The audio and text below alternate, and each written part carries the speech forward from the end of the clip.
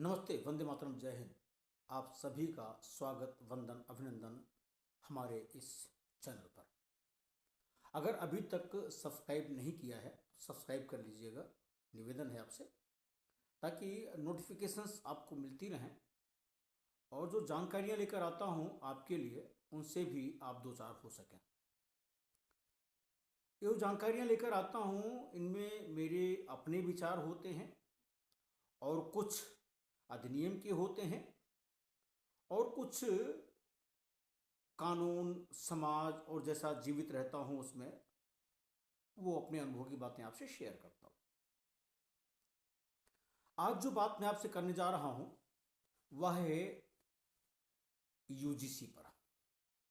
आजकल बड़ा धमाल मचा हुआ है। सोशल मीडिया पर बहुत सारे लोग ये कह रहे हैं, अरे सवर्णों के साथ तो बड़ा अत्याचार हो गया, कास्ट बेस्ड डिस्क्रिमिनेशन हो गया और जाने क्या क्या।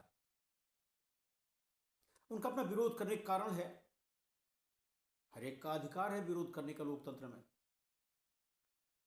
लेकिन पूरे विनियम को, जो 2026 का है, उस रेगुलेशन को हमने अपनी दृष्टि से अक्षरशः पढ़ा है। अभी कल एक पत्रकार मेरे पास आए और कहने लगे कि भाई साहब, वो 3-4 लोग बैठे हैं, आप अगर आ जाते तो यूजीसी के अगेंस्ट में बोलना है। मैंने, क्यों बोलना है यूजीसी के अगेंस्ट में, क्या उसमें गड़बड़ है, जरा बता दो भाई हमको। हमने मुझसे पूछा, आपने पढ़ा है क्या? बोले नहीं, पढ़ा तो नहीं है। मैंने कहा, तो बिना पढ़े आपने ये कैसे मन बना लिया कि हमें इसके अगेंस्ट बोलना है? मतलब विरोध सिर्फ विरोध करने के लिए करना है। तो वो राहुल भैया जैसे लोग हैं और लोग हैं, वो लोग करते रहते हैं, उनका अपना मन है।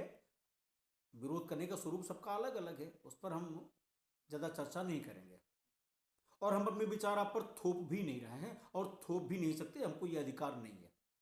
लेकिन अभिव्यक्ति की आज़ादी जितनी आपको है उतनी ही हमको भी है। हमने जब अधिनियम पढ़ा तो जहां जहां ये बातें आई, मैंने उनको भी अध्ययन किया। जब स्टेक होल्डर की बात आई, मैंने उसको भी पढ़ा। स्टूडेंट जहां डिफाइन है उसको भी पढ़ा।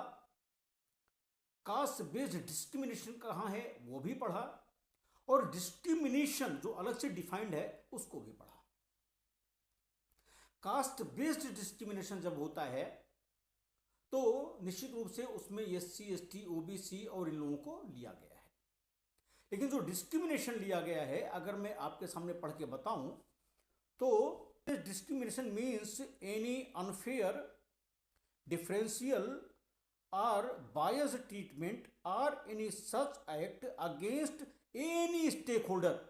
शब्द पे ध्यान दीजिएगा, any stakeholder whether explicit or implicit on the grounds only of religion, race, caste, gender, place of birth, disability or any of them.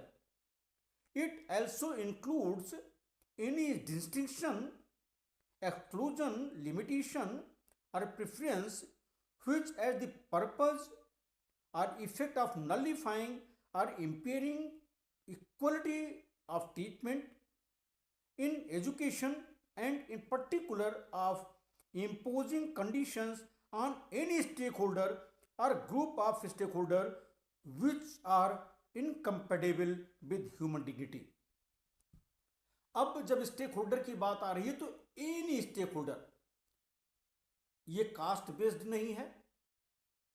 अब स्टेक होल्डर क्या है, जरा सा इसको भी देख लेते हैं। Stakeholder means students, faculty, members, staff and members of the managing committee including the head of the HEI।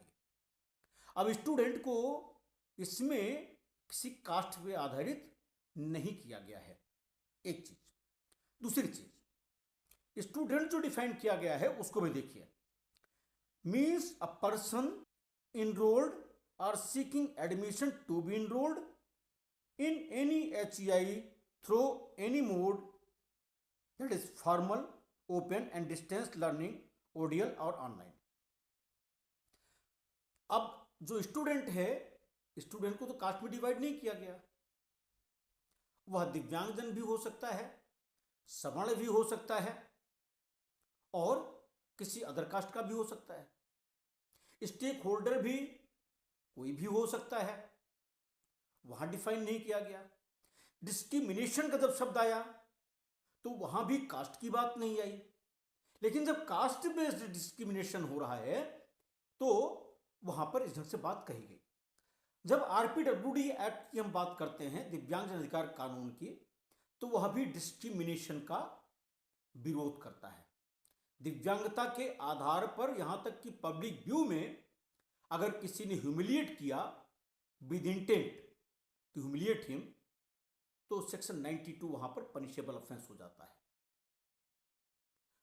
UGC में पेनल क्लॉज नहीं दिया है। इक्विटी कमेटी की जब बात आती है, जिसको समता समिति बोलते हैं, तो समता समिति में भी जितना हमने पढ़ा है उसमें यह कहा गया है कि समता समिति में, ध्यान दीजिएगा शब्दों पर, समता समिति में दिव्यांगजन, SC ST OBC का, महिलाओं का भी प्रतिनिधित्व रहेगा। इसका तात्पर्य क्या है? जैसे असेंबली में, संसद में ये कॉन्स्टिट्यूएंसी आती है या जिला पंचायत वगैरह जब होता है तो ये क्षेत्र आरक्षित है, तो इसका तात्पर्य है कि क्या पूरी जिला परिषद जितनी भी बनेगी, जो लोग जीत कराएंगे, उनमें सारे SC ST के लोग ही होंगे या OBC के ही लोग होंगे? नहीं ना, प्रतिनिधित्व दिया जा रहा है। सवर्णों को कहीं इससे मना नहीं किया गया है कि नहीं, आपको प्रतिनिधित्व नहीं दिया जाएगा। अब कुछ लोग ये आशंका जता रहे हैं कि नहीं, कमेटी में प्रतिनिधित्व दिया जाने का मतलब है कि और लोग शामिल नहीं हो पाएंगे। भाई, स्टेट का एडवाइजरी बोर्ड बना, उसमें भी आपने देखा होगा दिव्यांगजन के अलावा कई सारे एनजीओज भी रहे, कई सारे अन्य लोग भी रहे, जो एक्सपर्ट्स रहे वो भी रहे। तो ये कह देना कि प्रतिनिधित्व से सवर्णों को नुकसान हो जाएगा, इस पक्ष का तो मैं फिलहाल इस स्तर पर मैं बिल्कुल नहीं। अगर दिव्यांगजनों के, आज अभी SC ST की बात हो रही है, सेक्शन 92 के अगेंस्ट FIR ही दर्ज नहीं होती, पुलिस वाले दर्ज ही नहीं करते हैं, कई सारे मामले हैं, मैंने पहले वीडियो इस पर बनाई भी थी, इसलिए कि जागरूकता नहीं है। वरना यही बात आज जो SC ST OBC के लिए हो रही है, यही बात यहां दिव्यांगजनों के लिए भी होती कि दिव्यांगजनों का प्रतिनिधित्व वहां रहेगा और जितने सकलांग लोग हैं उनके अगेंस्ट क्राइम हो जाएगा। ये तो सिविल वार छिड़ जाएगा। भाई एक बात बताओ, अगर दिव्यांगजन का प्रतिनिधित्व हो रहा है, ऐसा तो है नहीं कि पूरी की पूरी समता समिति सिर्फ दिव्यांगों से ही भर जाएगी या SC ST OBC से ही भर जाएगी, अन्य लोग भी उसमें रहेंगे। तो यह आशंका करना कि नहीं ये तो गड़बड़ होगा, दुराचार होगा, ये तो बिल्कुल गड़बड़ कर जाएगा, मोदी जी ने बड़ा गड़बड़ कर दिया, तो ये आपकी सोच हो सकती है, लेकिन जितना मेरा अनुभव अभी तक है उससे ऐसा कुछ नहीं होने वाला। दिव्यांगजन का प्रतिनिधित्व जहां भी हुआ है वहां ऐसा कुछ नहीं हुआ अभी तक। SC ST के लिए तो अलग से जो कानून बना है, SC ST एक्ट, तो बना ही है एट्रॉसिटी का, वो अपना रहेगा। जो सवर्ण की और SC ST की बात हो रही है, अभी आप देखिएगा कुछ दिनों के बाद दिव्यांगजनों के लिए भी ये बात आएगी। जब दिव्यांगजन, मैंने तो अपनी आंखों से देखा है भाई, मैं खुद भी उसी मैदान से निकल के आया हूं, उसी जमीन से निकल के आया हूं। कचहरी तक में, बार एसोसिएशन तक में दिव्यांगों को कैसे ट्रीट किया जाता है, मुझसे बेहतर कोई जानेगा क्या? मुझे वो दिन याद है जब मुझे ही कोर्ट में जाके चैलेंज किया गया था, इनके हाथ नहीं हो रहे, वकील नहीं है। तो क्या हाथ नहीं होने से हम वकील नहीं हो सकते, एडवोकेट नहीं हो सकते हम? और बार काउंसिल्स दिव्यांगजनों को किस तरह से ट्रीट करती हैं, मैंने अपनी आंखों से खूब देखा है। बार काउंसिल ऑफ इंडिया में भी, बार काउंसिल ऑफ यूपी में भी। मैं नहीं कहता सारे लोग बुरे हैं, बार काउंसिल ऑफ इंडिया में भी कुछ लोग बहुत अच्छे हैं, वो समझते हैं बात को। ऐसे ही हर जगह होता है। अब बात आ रही है कि अगर किसी ने शिकायत कर दिया SC ST के सवर्ण के खिलाफ, तो उसका तो करियर गया। भैया, आप दिव्यांगजन को कुछ कहो, वो कोई कार्रवाई ना करे, उसका अधिकार नहीं है। सिर्फ पूरी दुनिया में आप ही छत्रछाया रहोगे। जहां तक दुरुपयोग का सवाल है, दुरुपयोग तो चाकू का भी होता है आपके किचन में। सब्जी भी काट लेते हो आप, और जरूरत पड़े तो दूसरे काम में भी आ सकता है। तो इसका मतलब चाकू ही नहीं होना चाहिए? अरे तरीका तो यह है कि जब दुरुपयोग की बात आए तो उसके लिए दुरुपयोग ना होने पाए ऐसा मैकेनिज्म होना चाहिए। आज भी दिव्यांगजन हायर एजुकेशन में कितने हैं, गिन लीजिए उंगली पर। इंटरमीडिएट तक कितने, वो भी गिन लीजिए। पूरी जुडिशरी में देख लीजिए कितने दिव्यांगजन आए हैं। पूरी IAS में देख लीजिए कितने दिव्यांगजन आए हैं। मतलब डिस्क्रिमिनेशन होता रहे और दिव्यांगजनों के प्रतिनिधित्व मिल रहा है तो कष्ट होने लगा। सवर्णों पर, SC ST पर, OBC पर, सब पर अत्याचार करने लगे दिव्यांगजन। अरे सोच बदलिए। जहां तक UGC की बात है, मैं उसी पर चर्चा करूंगा। जब शिकायत की बात आती है तो एग्रीड पर्सन कौन है, क्षुब्ध व्यक्ति कौन है, पीड़ित कौन है, जब उसकी परिभाषा देख लीजिए। Agreed person means a person who has any complaint in the matters relating to or connected with the grievances under these regulation। इसमें कहां लिखा है कि सवर्ण व्यक्ति शिकायत नहीं कर सकता इक्विटी कमेटी के सामने? कहां लिखा है ये? अपने मन से आप अर्थ निकाल सकते हैं, उस पर मैं कोई रोकने वाला नहीं होता हूं। आपका अपना मंतव्य है, आपके अपने विचार हैं। लेकिन जो सवर्ण है, जो दिव्यांगजन है, कोई भी है, इक्विटी कमेटी के सामने अपनी शिकायत दर्ज करा सकता है। बाकी प्रक्रिया वैसे ही चलेगी। इसमें क्या दिक्कत है? क्या इसमें कहीं सवर्ण का नाम आ गया, उसको डिबार किया गया कि नहीं आप शिकायत नहीं कर सकते? अब एक बिंदु हमारे कुछ बंधु उठा रहे हैं कि जो समिति होगी उसमें सिर्फ यही लोग रहेंगे, बाकी और कोई नहीं रहेगा। तो इस पर भी मैंने पहले ही बता दिया आपको। जरा सा इक्विटी कमेटी का जो फॉर्मेशन होने वाला है उसमें लिखा हुआ है,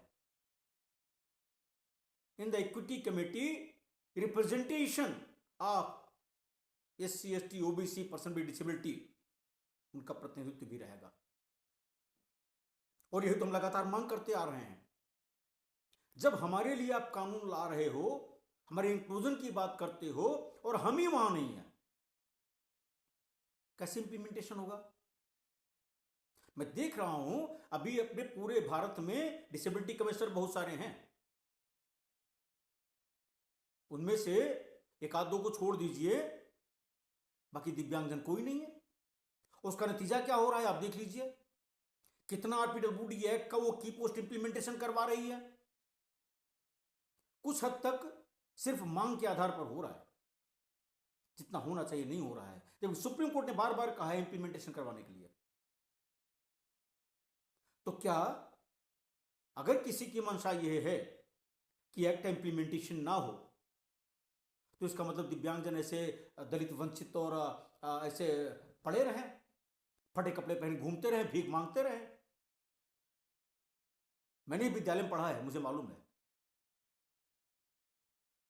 मैं भी ऐसे नहीं पैदा होकर आ गया हूं, यहां पर आपसे बात कर रहा हूं। मैंने भी डिस्क्रिमिनेशन सोसाइटी में भी जेला है। मैंने तो ये नहीं कहा किसी को, पूरी सोसाइटी को दोष तो नहीं दे सकते। इसलिए तो सवर्णों की बात जहां तक है, जो लोग भेदभाव फैलाने की कोशिश कर रहे हैं, कृपया अपने ज्ञान चक्षु से कुछ अच्छा कर सके तो करिए, समाज में जहर घोलने का काम मत करिए। जहर घोलते घोलते समाज को इस कदर पहुंचा दिया है जहां पर कोई ओर छोर नहीं रह गया है। सवर्ण सवर्ण को ही नहीं देखना चाहता है। मैं जीती जागती मिसाल हूं, मैंने झेला है। तो बड़े ठेकेदार बनते हैं ना, मैंने अच्छी तरह देखा है उनको। लेकिन उन्हीं में से समाज में कुछ अच्छे लोग हैं सवर्णों में भी, जो ना सिर्फ सवर्णों की सेवा करते हैं, सम्मान देते हैं, बल्कि अन्य जातियों को भी साथ लेकर चलते हैं। हो सकता है मेरी बात थोड़ी कड़वी लगे, लेकिन जितना मैंने अध्ययन किया है उसके मुताबिक मुझे कहीं से कुछ गड़बड़ नहीं लग रहा है। कुछ लोग कहते पेनाल्टी का क्लास था, पेनाल्टी क्लास हटा दिया, शिकायत झूठी निकली तो क्या होगा? जरा सा आप बताइए, आप कोर्ट में मुकदमा लेकर आते हैं, ठीक, झूठा मुकदमा लेकर आते हैं, कितने मुकदमे में सजा करवा लेते हैं आप जो झूठा बोलता है? नहीं ना। जब मुकदमा डिस्पोजल हो जाता है, एफआईआर होने के बाद आपका एक्विटल हो जाता है, तो आप किस में जाते हो? मैलिशियस प्रोसिक्यूशन में, टार्ट्स में। फोर्स ग्रुप में आपको इस ढंग से किया, उसने आप बदनाम किया, ये किया, वो किया, तो वो रेमेडी तो आपके लिए अभी खुली हुई है, कहां मना है? अब आप कहिए कि साहब आरपीडब्ल्यूडी एक दिव्यांगजन अधिकार कानून तो आ गया, तो यूजीसी में इसको लेने की क्या जरूरत थी? कोई भी एक्ट अकेले या पूरे अधिनियम का केवल एक शब्द, दो शब्द या एक केवल परिभाषा नहीं पढ़ी जानी चाहिए। पूरा हार्मोनियस कंस्ट्रक्शन के साथ पूरा का पूरा पढ़िए और तब इन्फ्लुएंस ड्रा करिए। तभी ये समाज के भी हित में है, आपके भी हित में है, हमारे भी हित में है। बाकी मोदी का विरोध करना है, करते रहिए, कोई दिक्कत नहीं मुझे। योगी का विरोध करना है, करते रहिए, हमें कोई दिक्कत नहीं उससे। लेकिन जब कोई व्यक्ति समाज के लिए अच्छा कर रहा है और उसको आप कटु शब्द बोलते हैं, तो निश्चित रूप से आप कहीं ना कहीं हम दिव्यांगजनों के प्रति अपने भाव को प्रदर्शित कर रहे हैं कि जो हमको मिल रहा है उसमें प्रतिनिधित्व, उससे आपको बड़ी तकलीफ हो रही है। मतलब दिव्यांगजन जैसा था वैसे ही पड़ा रहे, उसका प्रतिनिधित्व कहीं ना मिले। वो जैसे कुछ बाधित बंधु होते हैं, शादी के लिए भी कोई जाता है तो उनको घर में बिठा दिया जाता है, आप अगर रहिएगा तो शादी विवाह नहीं हो पाएगा। सारा कुछ अगर तो आपने रचा, और जब प्रतिनिधित्व की बात आ रही तो आपको कष्ट हो रहा है। आप वोट की धमकी देते हो, सबक सिखा देंगे। सबक सिखा क्या करेंगे आप उनको? उनकी तो बन गई है, वो प्रधानमंत्री हो गए, वो मुख्यमंत्री हो गए, उनके पास अपना मठ है। आप सोचिए, आप जिस भाषा में आज आप बात कर रहे हैं, जिस सनातन की आप बात कर रहे हैं, उसका विकल्प है क्या आपके पास? सोचिएगा। फिर मैं एक बार आपसे क्षमा मांगते हुए बात कह रहा हूं कि विरोध करना है, खूब करिए, आपका अधिकार, लोकतांत्रिक अधिकार, खूब कमेंट करिए, सोशल मीडिया पे पाट दीजिए बिल्कुल अपने विरोध से। लेकिन एक बार पढ़ लीजिए और एक प्रूडेंट मैन की तरह पढ़ लीजिए, एक प्रबुद्ध व्यक्ति की तरह पढ़ लीजिए। केवल कुछ लोग कहने पर कौवा कान ले गया, कौवा कान ले गया, आप भी भाग पड़े इसलिए कौवा कान ले गया। कट पेस्ट करके आप लगातार उसको पेस्ट करते रहे, लगातार उसको सोशल मीडिया पर डालते रहे, ये अच्छी चीजें नहीं है। आप कहीं ना कहीं ऐसा करके अपने पैर पे ही कुल्हाड़ी नहीं मार रहे हैं, बल्कि कुल्हाड़ी को ही अपने पैर पर मार ले रहे हैं। भविष्य आपके हाथ में है, जैसा चाहिए वैसा देश बनाइए, जैसा चाहिए वैसा समाज बनाइए। लेकिन जो दिव्यांगजनों के लिए मुहिम चली है ना, ये रुकने वाली नहीं है। ऐसे नहीं होगी तो वैसे होगी। प्रतिनिधित्व के लिए हम लोग कितना संघर्ष कर रहे हैं, किसी ने आवाज उठाई? तो चाहे सवर्ण समाज हो, चाहे एससी एसटी हो, चाहे ओबीसी के लोग हो, किसने आवाज उठाई? किसने आवाज उठाई, जरा बता दीजिए। एक भी व्यक्ति ऐसा नहीं है कि दिव्यांगों को भी प्रतिनिधित्व मिलना चाहिए। और जब उसकी बात आती है तो हम बड़े लंबरदार बन जाते हैं, लट्ठ लेके चल पड़ते हैं। कड़वा थोड़ा है, लेकिन वास्तविकता है। हमें इसका गुरेज नहीं है कि आप कमेंट बॉक्स में आकर क्या लिखेंगे, मुझे गालियां देंगे, क्या लिखेंगे। इसकी चिंता अगर करता ना तो समाज में दिव्यांगों के लिए काम करना छोड़ देता मैं, वंचितों के लिए काम करना छोड़ देता मैं। जो संघर्ष कर रहा हूं, संघर्ष करूंगा और सरकार से फिर कहूंगा। मैं तो जिला पंचायत और त्रिस्तरीय पंचायतों में भी कह रहा हूं दिव्यांगों का प्रतिनिधित्व होना चाहिए, क्यों नहीं होना चाहिए। कितने सवर्ण समाज ने और कितने SC ST OBC के लोगों ने कहा कि नहीं दिव्यांगों के लिए भी सीट आरक्षित करिए। कितने सांसद और विधायक ने कहा है ये, कितने विधानसभा में क्वेश्चन आए इस पर, कितने संसद में इस पर क्वेश्चन आए, सरकार ने क्या किया इस पर। अपना हक मांगे तो गड़बड़ लगता है। माना स्वाभिमान सबका है, आपका भी है, हमारा भी है और हर एक का है। समता समिति जो भी निर्णय होगा, शिकायत झूठी होगी उसके लिए कोर्ट खुला हुआ है, कार्यवाही कर सकता है वो। BNS भी है, CPC भी है, स्पेसिफिकली फैक्ट भी है, कानून बहुत सारे हैं। जिसको उपयोग करना है ना उपयोग कर लेगा। आज की बात यहीं तक, लेकिन इस निवेदन के साथ कि पहले UGC के रेगुलेशन को पूरा पढ़ लीजिए, ठंडे दिमाग से पढ़ लीजिए, धैर्य से पढ़ लीजिए, संयम से पढ़ लीजिए, एक एक शब्द का इंटरप्रिटेशन देख लीजिए और सिर्फ एक शब्द लेकर मत भागिए, पूरा रेगुलेशन पढ़िए और उसे कॉन्टेक्स्ट में फिर बात करिए। आज की बात यहीं तक, बहुत बहुत धन्यवाद। वंदे मातरम, जय हिंद।